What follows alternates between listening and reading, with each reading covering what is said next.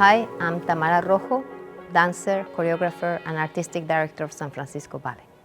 I think the thing that most initiated my curiosity about leadership in the ballet world was the fact that I came from a small school in Madrid, and so I was always an outsider. And I had the opportunity to work in many companies that were considered, the top of the world, and each of them had such self-assurance in what they believed the ballet should be. And when eventually the position of English National Ballet artistic director became available, I felt that that was a company I wanted to lead because I believed in their vision of bringing the best art to the widest possible audience. Ballet has always been innovative.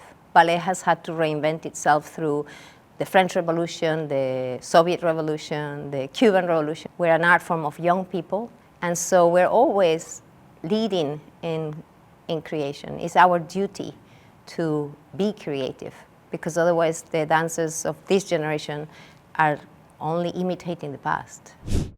I love performing really demanding emotional roles. That was my happy place.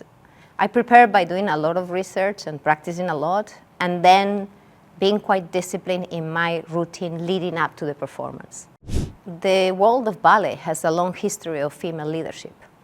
All of the ballet companies in the United Kingdom, except Northern Ballet, but the Royal Ballet, Birmingham Royal Ballet, English National Ballet, were created by women. And so I've never felt that that was an issue in my industry, mostly because I was a foreigner or an outsider, but not necessarily because I was a woman. I think we're at a point in human history with the revolution of new technologies, enhanced reality, AI, where all of the performing arts can be transformed. And I think that's exciting, and it's also often scary for many of the grassroots artists. And so we are at a time where we really need to work together, the new industries and the performing arts, to ensure that the future of arts and culture of humanity continues to be rich and creative and inclusive and healthy. In my experience, risk-taking is the best strategy to attract new audiences and, in fact, to create more revenue. And it's counterintuitive most of the time where you are in a position where your finances as a business are stretched. We tend to be conservative. We tend to go for the things that bring the guaranteed revenue. But that tends to be a spiral return on investment. People stop coming to the same thing over and over. So every time we've taken a calculated risk and we've done something unusual and new, it has, in fact, transformed our business, attract new money. I think we are at a very important time where we could really transform the experience of performing arts. I think enhanced reality is something that, at least in my imagination, brings so much possibility. There is also understandable concern for artists on the actual practice of artificial intelligence, of feeding from the work of artists without remuneration or recognition for their work. And how will that impact in the next generation of young artists? How could they make a living out of their art? The main reason that attracted me to come to San Francisco Ballet to lead the company was precisely the location of the company.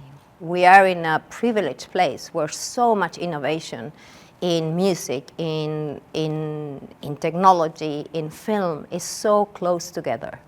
I think it's very rewarding, the work that we've already been doing with local museums, with the Legion of Honor, with local artists and galleries in commissioning new cloths and new designs for the ballet, with DJs, for the activation of our opera house, with the music conservatoire, with the MoMA, SF MoMA. I mean, there's so much already that is happening since I arrived in terms of reaching out and collaborating with our local partners, but there's even more potential. I'm always interested in singular voices. So whenever I commission a choreographer, it's because they bring something unique. And so there isn't just one thing that I expect or demand from our collaborators. You know, we have collaborators that are more classical, others that are more focused on narrative. It really doesn't matter as long as they have their own unique voice and style. But then we can, as a company, own an array of products, an array of works that can appeal to many different audiences. It's always difficult to respond to what legacy I would like. I think that's for others to say. But if anything, I just want to be a brick in the wonderful construction that is the history of humanity and the history of humanity's arts.